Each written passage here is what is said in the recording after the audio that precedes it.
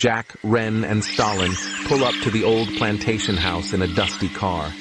The air is thick with anticipation as they look up at the grand, decaying mansion that has stood for centuries. The history they came to uncover feels alive around them, as if the house is watching.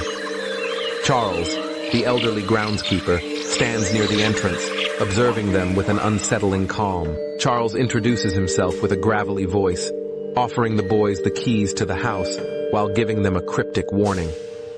"Mind the night. Things aren't what they seem after dark," he says, locking eyes with each of them before retreating into his small cottage nearby. The boys enter the house, immediately greeted by the musty smell of age and abandonment. Dust motes dance in the air, and old portraits of former owners hang on the walls, their eyes seemingly following the newcomers. Jack feels a cold shiver run down his spine. As night falls, the house groans and creaks. Jack, unable to sleep, lies awake in his bed. He swears he hears footsteps outside his door. Ren and Stalin are fast asleep, but Jack can't shake the feeling that something is wrong. Suddenly, a knock echoes through the house. The boys wake up and gather in the main hallway, unsure of where the sound came from. They stare at each other, confusion and fear building. The knock comes again, louder this time.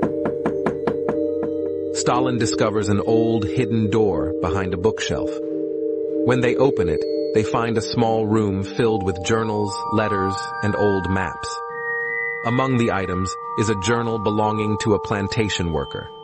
Its pages tell a grim story of cruelty and dark rituals. Ren, while reading from the journal, suddenly freezes.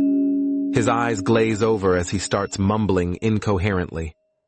He has a vision of the plantation workers being led in a dark ritual by one of the former owners. The scene is brutal and terrifying. The boys rush to Charles the next morning, demanding answers. The old groundskeeper's face grows pale, and he mutters that some things are better left alone. But he reveals a key detail. The spirits here are restless, trapped by something terrible that happened long ago.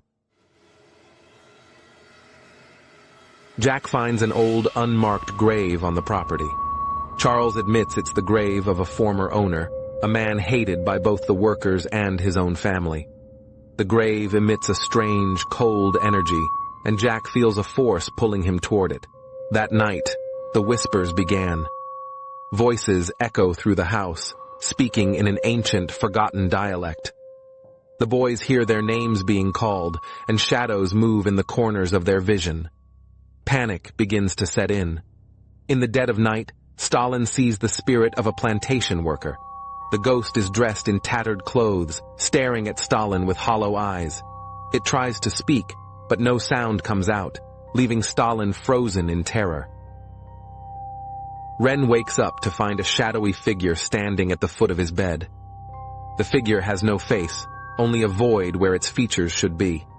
It vanishes as soon as he blinks, leaving Ren paralyzed with fear. While searching through more of the hidden journals, Jack discovers a map of the house's underground tunnels, where brutal punishments were carried out. The truth behind the haunting is darker than they ever imagined. Charles admits he knew about the hauntings for decades, but says he's powerless to stop them. He tells the boys that the only way to put the spirits to rest is to uncover the dark truth buried deep in the tunnels. The boys, armed with flashlights, decide to descend into the tunnels that night.